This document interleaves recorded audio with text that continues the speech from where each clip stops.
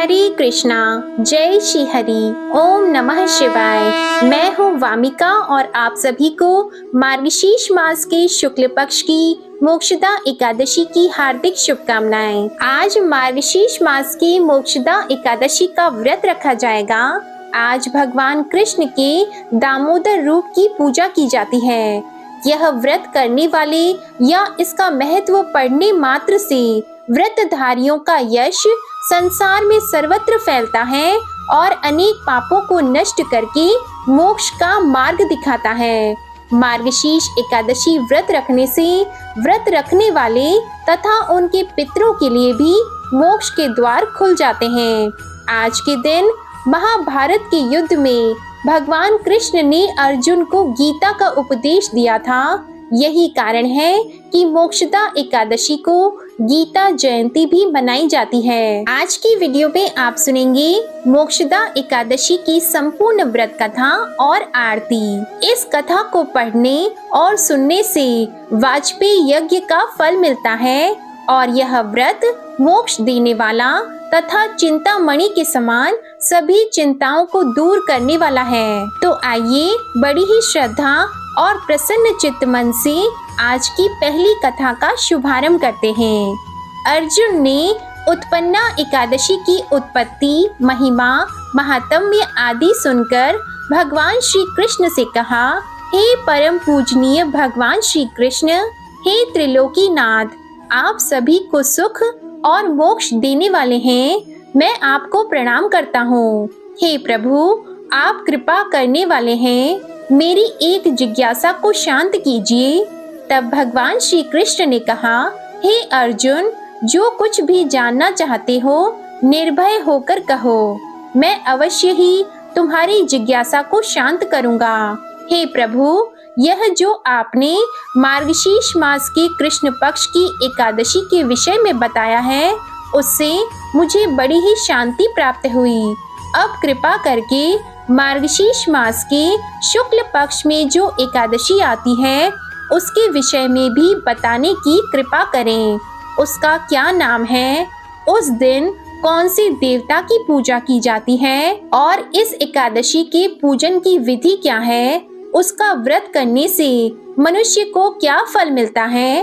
प्रभु, मेरे इन प्रश्नों का विस्तार सहित उत्तर देकर मेरी जिज्ञासा को दूर कीजिए, आपकी बड़ी कृपा होगी। अर्जुन की जिज्ञासा सुनकर भगवान श्री कृष्ण बोले, हे अर्जुन, तुमने बहुत ही श्रेष्ठ प्रश्न किया है, इसलिए तुम्हारा यश संसार में फैलेगा। मार्गशीर्ष मास के शुक्ल पक्ष की एकादशी अनेक पापों को नष्ट करने वाली है। संसार में इसे मोक्षदा एकादशी के नाम से जाना जाता है। इस एकादशी के दिन श्री दामोदर भगवान का धूप, दीप, नैवेद्य आदि से भक्ति पूर्वक पूजन करना चाहिए। हे कुंती पुत्र, इस एकादशी व्रत के पुण्य के प्रभाव से नरक में गए हुए माता, पिता और पितर आदि को स्वर्ग की प्राप्ति होती है। इसकी कथा एक पुराण में इस प्रकार है, इसे ध्यान पूर्वक सुनो। वैखानस नाम का एक राजा प्राचीन नगर में राज करता था। उसके राज्य में चारों वेदों के ज्ञाता ब्राह्मण रहते थे। राजा अपनी प्रजा का पुत्रवत पालन किया करता था। एक रात्रि को स्वप्न में राजा ने अपने पिता को नरक की यातनाएं भोगते हुए देखा। इस प्रकार का स्वप्न देखकर राजा बड़ा ही व्याकुल हुआ। वह बेचैनी से सुबह होने की प्रतीक्षा करने लगा। सुबह होते ही उसने ब्राह्मणों को बुलाकर उनके समक्ष अपने स्वप्न की बात बताई। हे ब्राह्मणों, रात्रि को स्वप्न में मैंने अपने पिता को नरक की यातनाएं भोगते हुए देखा। उन्होंने मुझसे कहा है कि हे पुत्र, मैं घोर नरक भोग रहा हूँ, मेरी यहाँ से मुक्ति कराओ। जब से मैंने उनके यह वचन सुने हैं, तब से मुझे चैन नहीं है। मुझे अब राज्य, सुख, ऐश्वर्य, हाथी, घोड़े, धन, स्त्री, पुत्र आदि कुछ भी सुखदायक प्रतीत नहीं हो रहे हैं। अब मैं क्या करूं, कहां जाऊं? इस दुख के कारण मेरा शरीर तप रहा है। आप लोग मुझे किसी प्रकार का तप, दान, व्रत आदि बताएं जिससे मेरे पिता को मुक्ति प्राप्त हो। यदि मैंने अपने पिता को नरक की यातनाओं से मुक्त कराने के प्रयास नहीं किए तो मेरा जीवन निरर्थक है। जिसके पिता नरक की यातनाएं भोग रहे हों, उस व्यक्ति को इस धरती पर सुख भोगने का कोई अधिकार नहीं है। हे ब्राह्मण देवों, मुझे शीघ्र ही इसका कोई उपाय बताने की कृपा करें। राजा के आंतरिक दुख की पीड़ा को सुनकर ब्राह्मणों ने आपस में विचार विमर्श किया। फिर एक मत होकर बोले, राजन, वर्तमान, भूत और भविष्य के ज्ञाता पर्वत नाम के एक मुनि हैं। वे यहाँ से अधिक दूर नहीं हैं। आप अपनी यह व्यथा उनसे जाकर कहें, वे अवश्य ही इसका कोई सरल उपाय आपको बता देंगे। ब्राह्मणों की बात को सुनकर राजा मुनि के आश्रम पर गए। आश्रम में अनेक शांत चित्त योगी और मुनि तपस्या कर रहे थे। चारों वेदों के ज्ञाता पर्वत मुनि दूसरे ब्रह्मा के समान बैठे जान पड़ते थे। राजा ने उन्हें दंडवत प्रणाम किया तथा अपना परिचय दिया। पर्वत मुनि ने राजा से कुशल क्षेम पूछी। तब राजा ने बताया, हे मुनिवर, आपकी कृपा से मेरे राज्य में सब कुशल है, किंतु मेरे समक्ष अचानक ही एक ऐसी समस्या आ खड़ी हुई है जिससे मेरा हृदय बड़ा ही अशांत हो रहा है। फिर राजा ने मुनि को व्यथित हृदय से रात में देखे हुए स्वप्न की पूरी बात बताई और फिर दुखी स्वर में बोले, हे महर्षि, अब आप कृपा कर मेरा मार्गदर्शन करें कि ऐसे में मुझे क्या करना चाहिए। कैसे मैं अपने पिता को नरक की यातना से मुक्ति दिलाऊं? तब राजा की बात पर्वत मुनि ने गंभीरता पूर्वक सुनी। फिर नेत्र बंद करके भूत और भविष्य पर विचार करने लगे। कुछ देर गंभीरता पूर्वक चिंतन करने के बाद उन्होंने कहा, राजन, मैंने अपने योग बल के द्वारा तुम्हारे पिता के सभी कुकर्मों का ज्ञान प्राप्त कर लिया है। उन्होंने पूर्व जन्म में अपनी पत्नियों में भेदभाव किया था। अपनी बड़ी रानी के कहने में आकर उन्होंने अपनी दूसरी पत्नी को ऋतु दान मांगने पर नहीं दिया था। उसी पाप कर्म के फल से तुम्हारा पिता नरक में गया है। यह जानकर वैखानस ने याचना भरे स्वर में कहा, हे ऋषिवर, मेरे पिता के उद्धार का आप कोई उपाय बताने की कृपा करें। किस प्रकार वे इस पाप से मुक्त होंगे? इस पर पर्वत मुनि बोले, हे राजन, मार्गशीर्ष मास के शुक्ल पक्ष में जो एकादशी होती है उसे मोक्षदा एकादशी कहते हैं। यह मोक्ष प्रदान करने वाली होती है। आप इस मोक्षदा एकादशी का व्रत करें और उस व्रत के पुण्य को संकल्प करके अपने पिता को अर्पित कर दें। एकादशी के पुण्य प्रभाव से अवश्य ही आपके पिता की मुक्ति होगी। पर्वत मुनि के वचनों को सुनकर राजा अपने राज्य को लौट आया और परिवार सहित मोक्षदा एकादशी का विधि पूर्वक व्रत किया। इस व्रत के पुण्य को राजा ने अपने पिता को अर्पित कर दिया। इस पुण्य के प्रभाव से राजा के पिता को सहज ही मुक्ति मिल गई। स्वर्ग को प्रस्थान करते हुए राजा के पिता ने कहा, हे पुत्र, तेरा कल्याण हो। इतना कहकर राजा के पिता ने स्वर्ग को प्रस्थान किया। हे पांडुपुत्र, जो मनुष्य मार्गशीर्ष मास के शुक्ल पक्ष की एकादशी का उपवास करते हैं, उनके सभी पाप नष्ट हो जाते हैं और अंत में वे स्वर्ग लोक को प्राप्त करते हैं। इस उपवास से उत्तम और मोक्ष प्रदान करने वाला कोई भी दूसरा व्रत नहीं है। इस कथा को सुनने और पढ़ने से अनंत फल प्राप्त होता है। यह उपवास मोक्ष प्रदान करने वाला चिंतामणि के समान है, जिससे उपवास करने वाले की सभी मनोकामनाएं पूर्ण हो जाती हैं। हे अर्जुन, प्रत्येक मनुष्य की प्रबल इच्छा होती है कि वह मोक्ष प्राप्त करे। मोक्ष की इच्छा करने वालों के लिए मोक्षदा एकादशी का यह उपवास अति महत्वपूर्ण है। पिता के प्रति पुत्र के दायित्व का इस कथा से श्रेष्ठ दृष्टांत दूसरा कोई नहीं है। अतः भगवान श्री हरि विष्णु जी के निमित्त इस उपवास को श्रद्धा पूर्वक और निष्ठा के साथ करना चाहिए।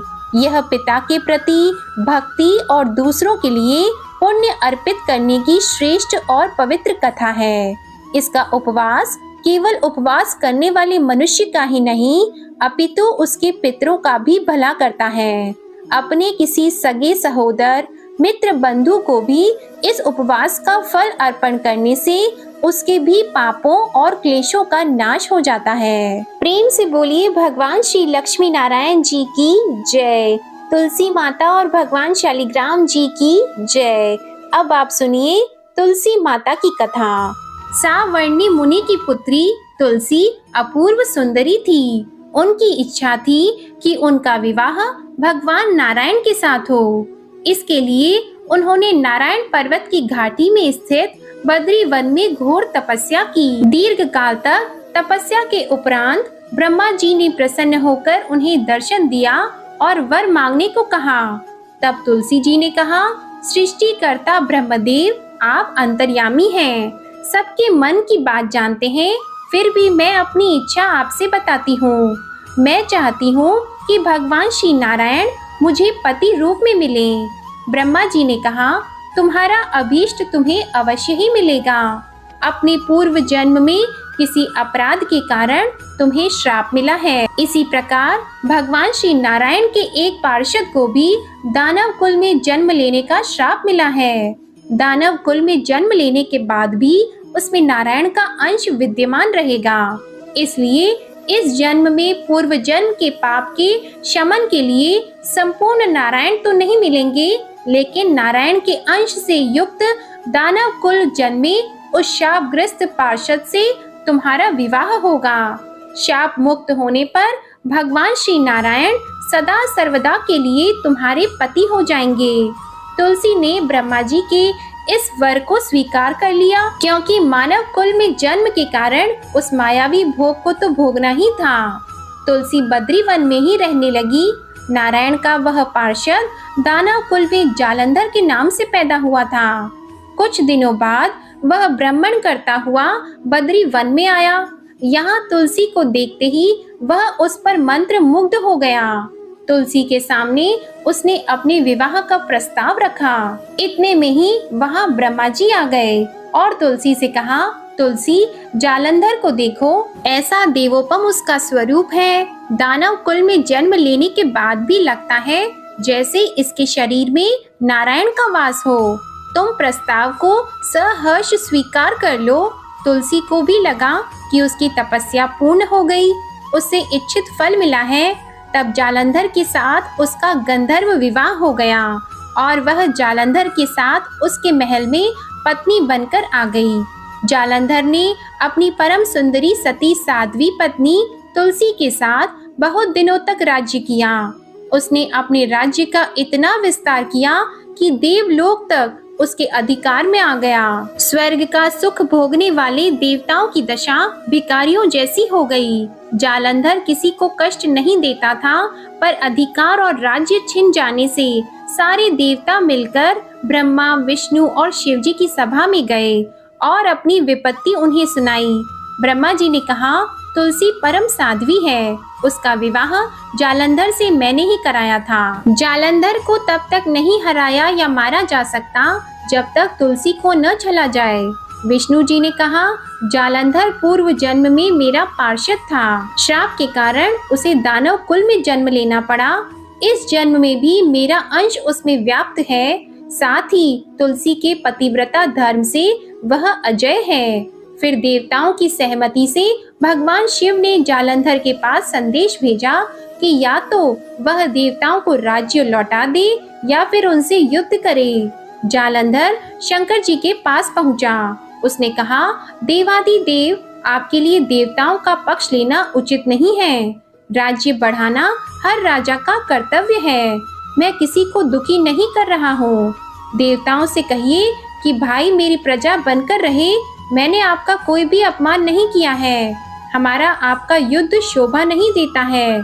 अगर आप हार गए तो बड़ी लज्जा की बात होगी। मैं हार गया तो आपकी कीर्ति बहुत अधिक नहीं बढ़ेगी। भगवान शंकर फिर हंसने लगे। वे तो सब रहस्य समझते थे। तुलसी और जालंधर के पूर्व जन्म के श्राप की अवधि लगभग अब पूरी हो चुकी थी। फिर शंकर जी बोले कि इसमें कीर्ति और लज्जा की बात नहीं है। तुम देवों को राज्य लौटाकर उन्हें उनके पद पर प्रतिष्ठित होने दो। युद्ध से बचने का यही एक उपाय है। तब जालंधर ने कहा, मैंने युद्ध के बल से देवलोक जीता है, कोई उसे युद्ध के द्वारा ही वापस ले सकता है। यह मेरा अंतिम उत्तर है। अब मैं जा रहा हूँ। ऐसा कहकर जालंधर वहां से चला गया। उसने अपनी पत्नी तुलसी को सारी बातें बताई और कहा, कर्म भोग सब काल सूत्र में बंधा है। जीवन में हर्ष, शोक, भय, सुख, दुख, मंगल, अमंगल काल के अधीन है। हम तो केवल निमित्त हैं। संभव है भगवान शिव देवों का पक्ष लेकर मुझसे युद्ध करें। तुम चिंता मत करना, तुम्हारा सती तेज मेरी रक्षा करेगा। दूसरे दिन भगवान शंकर के नेतृत्व में देवताओं ने युद्ध छेड़ दिया। जालंधर ने भीषण बाढ़ की वर्षा कर उनका वेग रोक दिया। उसके प्रहार से देवता डगमगाने लगे। उसने दानवी शक्ति का प्रयोग करके मायावी युद्ध आरंभ कर दिया। युद्ध स्थल पर वह किसी को भी दिखाई नहीं देता था, पर उसके अस्त्र शस्त्र प्रहार कर देवों को घायल कर रहे थे। देवगण अपने अस्त्र चलाए तो किस पर चलाए, क्योंकि कोई शत्रु सामने था ही नहीं। कई दिनों तक इस तरह भयंकर युद्ध चलता रहा। जालंधर पराजित नहीं हुआ। तब शिवजी ने विष्णु जी से कहा, विष्णु तुम कुछ उपाय करो, अन्यथा मेरा तो सारा यश मिट्टी में मिल जाएगा। विष्णु जी ने सोचा, बल से तो जालंधर को हराया नहीं जा सकता, इसलिए छल का ही सहारा लेना पड़ेगा। उन्होंने तुरंत अपना स्वरूप जालंधर जैसा बनाया और अस्त्र शस्त्र से सुसज्जित होकर तुलसी जी के पास पहुंच गए और बोले, प्रिय मैं युद्ध जीत गया। सारे देवता भगवान शंकर समेत हार गए। इस खुशी में आओ, मैं तुम्हें अपने अंग लगा लूं।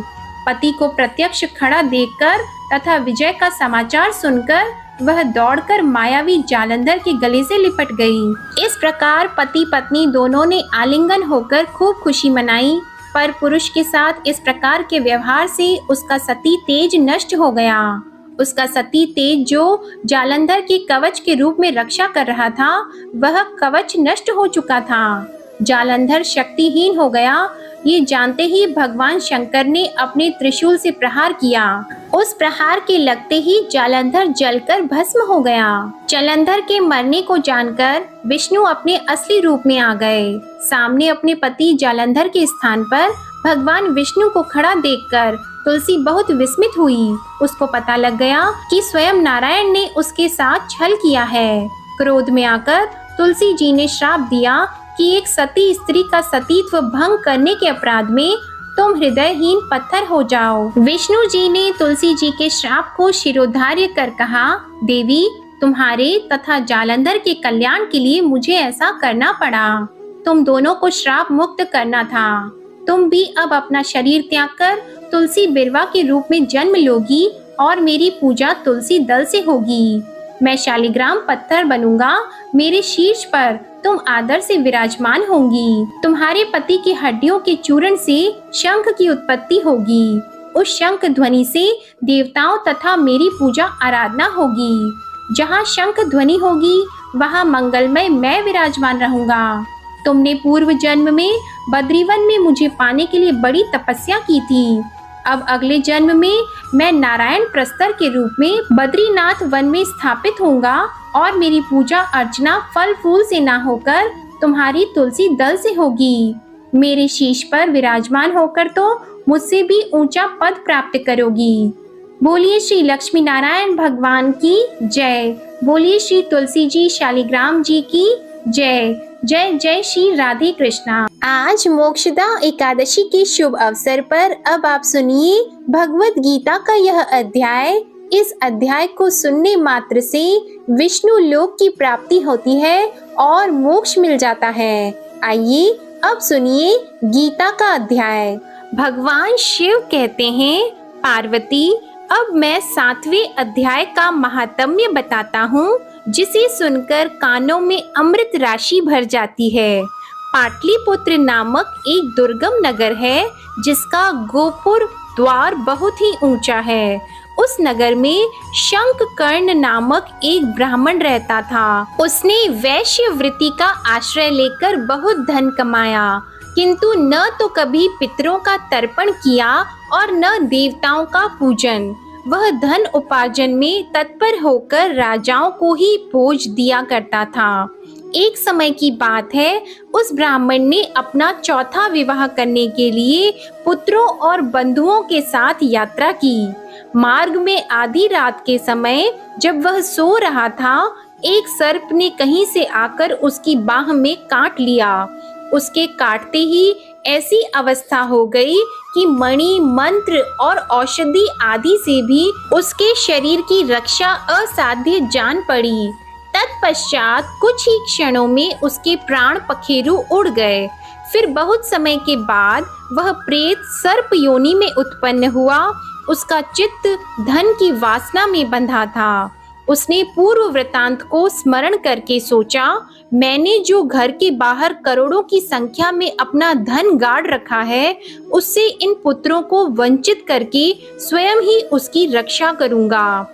एक दिन सांप की योनि से पीड़ित होकर पिता ने स्वप्न में अपने पुत्रों के समक्ष आकर अपना मनोभाव बताया। तब उसके निरंकुश पुत्रों ने सवेरे उठकर बड़े विस्मय के साथ एक दूसरे से स्वप्न की बातें कहीं। उनमें से मझला पुत्र कुदाल हाथ में लिए घर से निकला और जहां उसके पिता सर्प योनि धारण करके रहते थे, उस स्थान पर गया। यद्यपि उसे धन के स्थान पर ठीक ठाक पता नहीं था, तो भी उसने चिन्हों से उसका ठीक निश्चय कर लिया और लोभ बुद्धि से वहां पहुंचकर बाम्बी को खोदना आरंभ किया।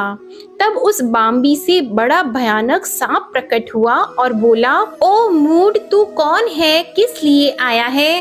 क्यों बिल खोद रहा है? अथवा किसने तुझे भेजा है? ये सारी बातें मेरे सामने बता। पुत्र बोला, मैं आपका पुत्र हूँ, मेरा नाम शिव है। मैं रात्रि में दिखे हुए स्वप्न से विस्मित होकर यहाँ का सुवर्ण लेने के कौतूहल से आया हूँ। पुत्र की यह वाणी सुनकर वह सांप हंसता हुआ उच्च स्वर से इस प्रकार स्पष्ट वचन बोला, यदि तू मेरा पुत्र है तो मुझे शीघ्र ही बंधन से मुक्त कर। मैं पूर्व जन्म के गाड़े हुए धन के लिए सर्प योनि में उत्पन्न हुआ हूँ। पुत्र ने पूछा, पिताजी, आपकी मुक्ति कैसे होगी? इसका उपाय मुझे बताइए, क्योंकि मैं इस रात में सब लोगों को छोड़कर आपके पास आया हूँ।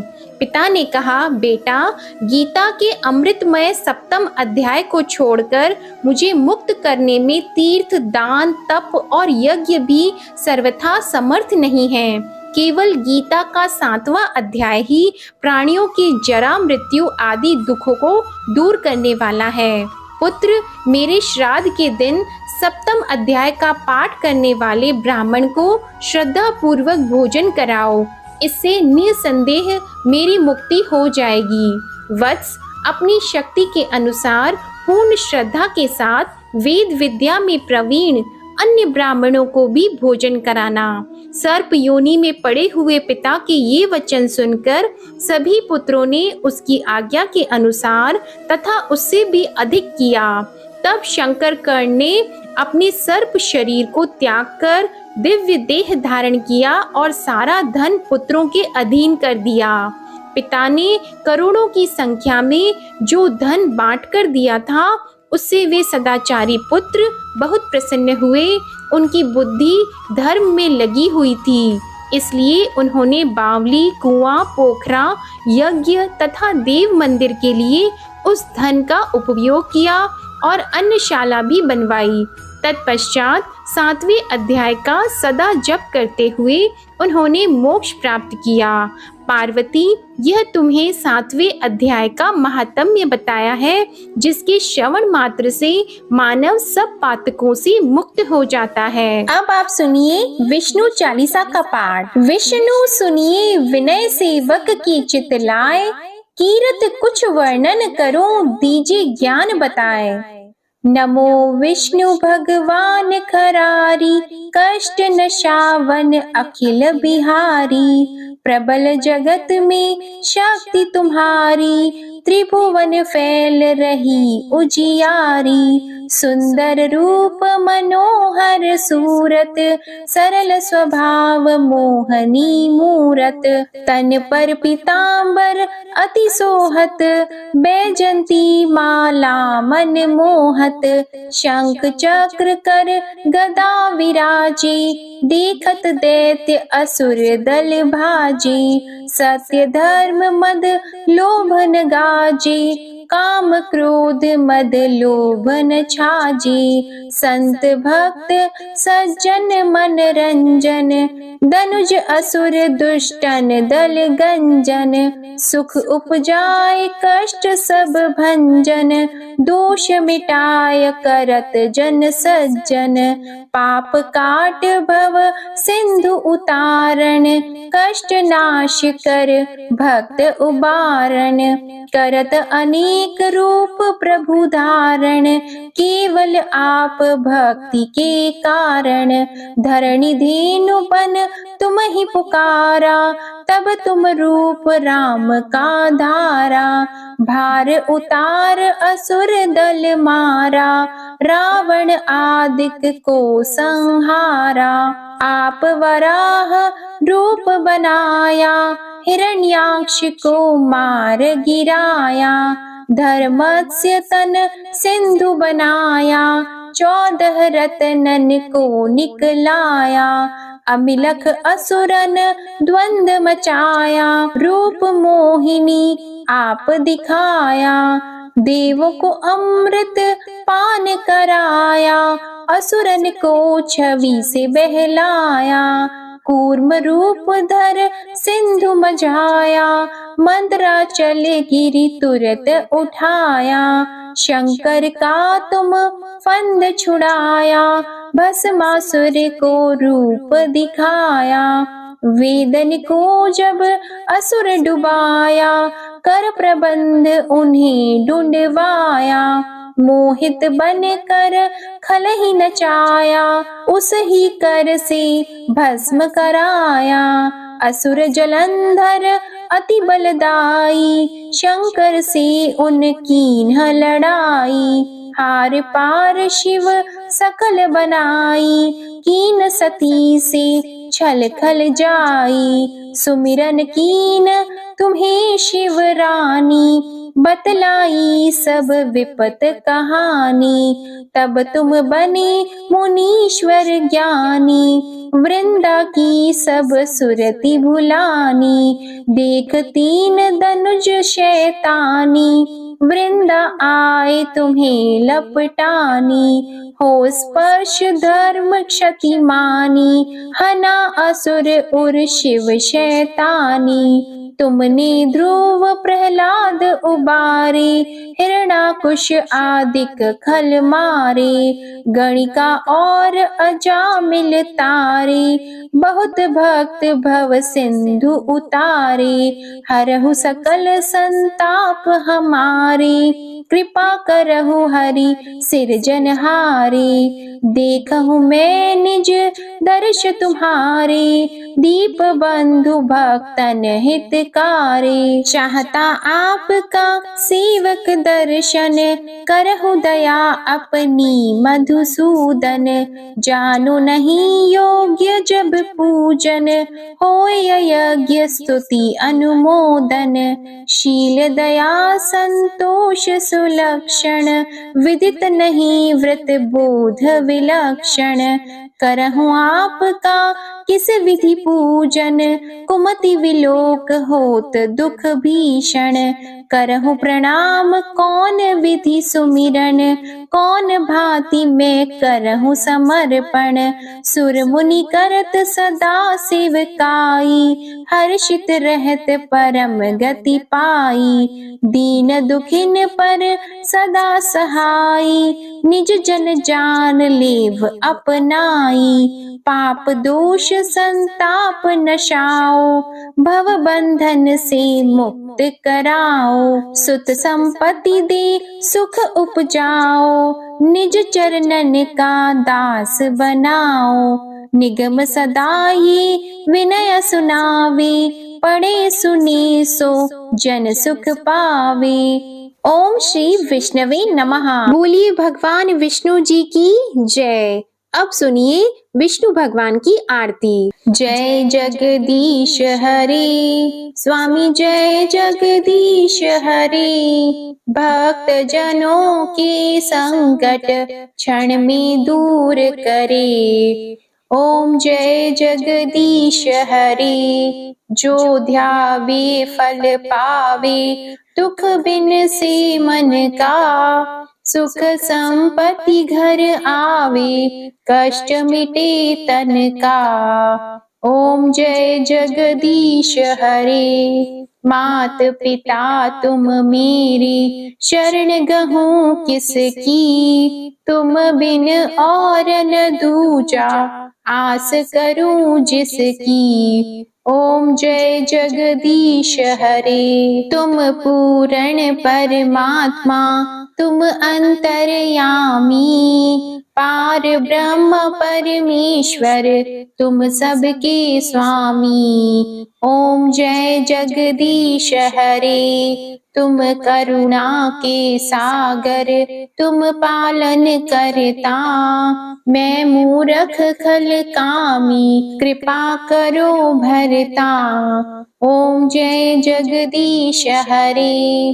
तुम हो एक अगोचर, सबके प्राणपति।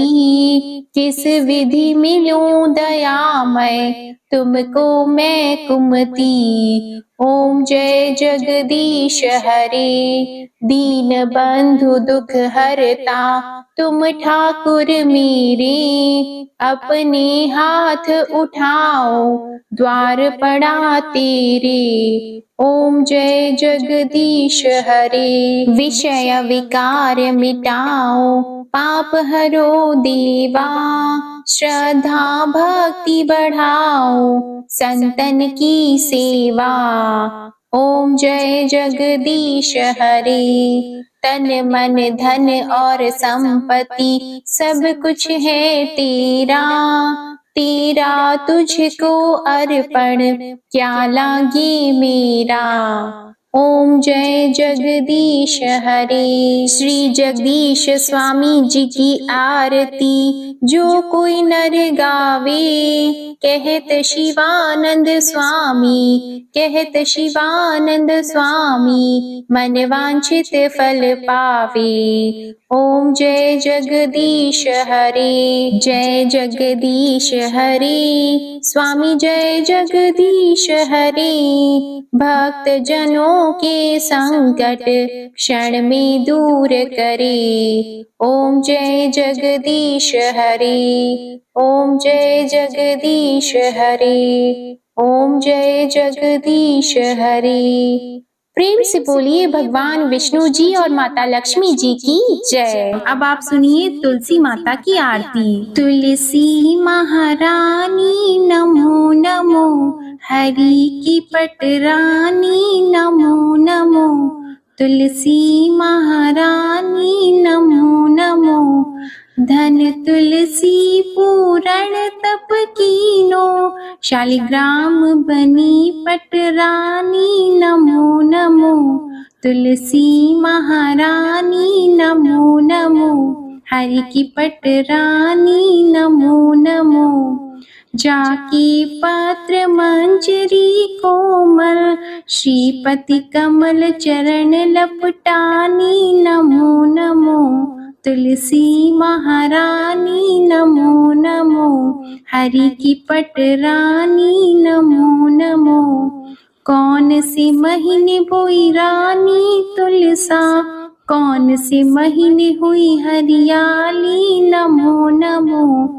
कौन से महीने हुई तेरी पूजा, कौन से महीने हुई पटरानी नमो नमो। तुलसी महारानी नमो नमो, हरि की पटरानी नमो नमो। आषाढ़ मास में बोई रानी तुलसा, सावन मास में हुई हरियाली नमो नमो। तुलसी महारानी नमो नमो। कार्तिक मास में हुई तेरी पूजा, मंगसिर मास में हुई पटरानी। नमो नमो तुलसी महारानी, नमो नमो। धूप दीप नैवेद्य आरती, पुष्पन की वर्षा बरसानी। नमो नमो तुलसी महारानी, नमो नमो। 56 भोग 3600 व्यंजन, बिन तुलसा हरि एक न मानी। नमो नमो तुलसी महारानी, नमो नमो। जो तुलसी को सवेरे गाए, श्री कृष्ण के दर्शन पाए। नमो नमो तुलसी महारानी, नमो नमो। जो तुलसी को दोपहर में गाए, खीर खांड का भोग लगाए। नमो नमो तुलसी महारानी, नमो नमो। जो तुलसी को सांझ को गाए, श्री कृष्ण की आरती उतारे। नमो नमो तुलसी महारानी, नमो नमो। जो तुलसी को रात को गाए, श्री कृष्ण के चरण दबाए। नमो नमो तुलसी महारानी, नमो नमो। सभी सखी मैया तेरो यश गावे, भक्ति दान दीजिए महारानी। नमो नमो तुलसी महारानी, नमो नमो। तुलसी महारानी, नमो नमो। हरि की पटरानी, नमो नमो। प्रेम से बोलिए तुलसी माता की जय, लक्ष्मी माता की जय, भगवान विष्णु जी की जय। आपको आज की कथा पसंद आए तो वीडियो को लाइक करिएगा, शेयर करिएगा, कमेंट में भगवान विष्णु जी, लक्ष्मी जी और तुलसी जी की जय भी जरूर लिखिएगा और चैनल को भी सब्सक्राइब करिएगा। जय श्री राधे कृष्णा।